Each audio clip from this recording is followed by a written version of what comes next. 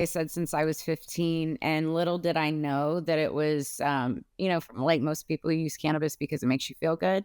It wasn't until I was working in the industry. I was 37 years old at the time and was late diagnosed with autism and ADHD. As soon as I found that out, I realized very quickly that's where my hyper focus and hyper fixation in astrology and tarot and the esoteric arts came from. And so I've been doing that my entire life. And then I didn't professionally enter the cannabis game until 2017, technically 2018, when I started with Sensi Magazine, Sensi Media, which Oh, they're no longer. But that was my first professional inlet into the industry. And just have bounced around ever since until I, officially launched my brand. And that's what I focus on predominantly for the most part now. okay, cool. So tell us about your brand. Your brand is the Canastrologer, correct? Yes. All right. So tell us what do well, you know what? Before you tell me what you do, why don't we just take a deeper dive into what is this? I guess bring it to us from an amateur's perspective and Sure. guide me through that. So astrology and tarot are two separate things, but they work together under the umbrella of, like, spirituality, esoteric arts. Astrology is one of the oldest, I say sciences, but many people argue that, in the world.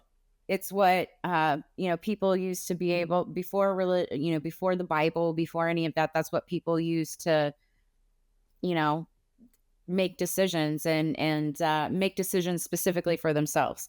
Because what astrology actually is it's the weather and the alignments and the way that things work, which kind of pull together the um the energy in which you're operating under, and that determines, how your day goes. When a person is born, the reason we have our birth certificates, and the reason they put those, the exact time and the location and all that information, you use that information, you can actually like map out your natal chart or your birth chart. And everybody's natal chart and birth chart is completely different from the next. It's kind of like your astrological thumbprint. Okay. Everybody's is different. And that natal chart makes up and will show someone like me, what the general characteristics and personalities and different, things that may happen in a person's life. Okay. And that's just based around the astrology of everything. Now, tarot is different. Tarot is strictly just using the energy of, the universe, and using cards as a divination tool. And I'm able to decipher messages sent from spirit through the cards, and to uncannily accurate, you know, uh, way of doing so. And so it's just something that I found that I had a gift. And like I said, it's been a hyperfixation my entire life. And so my main point behind, being the can astrologer and using this is to help ground people, to help people learn more about themselves. And I know for me personally, getting into astrology and spirituality, meditation, all of that, it's really helped me um, focus, for the most part, especially not knowing for most of my life that I was autistic and ADHD, and then finding out, later in life that I was. When did you It find just, out? it made, when I was 37, I was working in the cannabis industry, and I was just, I smoke a lot of weed and use, plant medicine, and nothing was different except for I was working super hard, and on a project, or I forget what it was, but was working with a friend and I couldn't focus. I was having trouble focusing. And so he had given me a little piece of Adderall that he uses. And I know, you're not supposed to use other people's medication, but he said, you seem like you need this. I tried it and it worked the way it was supposed to.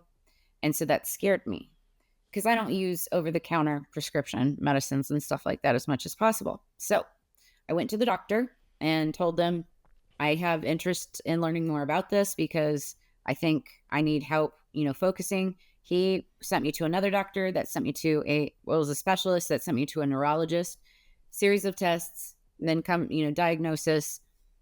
It's autism and ADHD. And then when he talked to me, he said, "How have you been surviving this entire time? Because you're clearly on the spectrum." Wow. And I said, "Surviving," because he used that word. Yeah. And I said, "Surviving." I was like, "Wow. Well, cannabis, can you talk to me about that?" Because he knew that I worked in the industry. And he said, "I can't talk to you about that." And I said, "Why not?" And he said, "Because we haven't been trained in that type of medicine." And I was like, "You know what? Interesting. That's actually a really fair answer. That's a fair It's an answer." honest answer. It's an honest, yeah, you're right. It's an It's honest an answer, honest, not fair. and But there's some ethics to it, right? There's, I think it's an sure, that, ethical. he's not being paid by the insurance companies. But um that said, though, I had to take his prescriptions in order to accept the diagnosis, which to me was weird. But I left that office. I called my mom, told her my diagnosis, cried for about an hour, and then went and started, contacting the people I needed to officially get my medical card. So up until that point, I didn't see a need for it, just being a recreational user in the industry. But after that point, I immediately knew that I was going to have to show up as a medical advocate as well, because I was already in the game, already, spreading education and wisdom and advocating for the plan itself. But now I'm an actual medical patient and medical advocate. And ever since then, from that point, it changed my life. So I've just been trying to do the good work ever since. Interesting.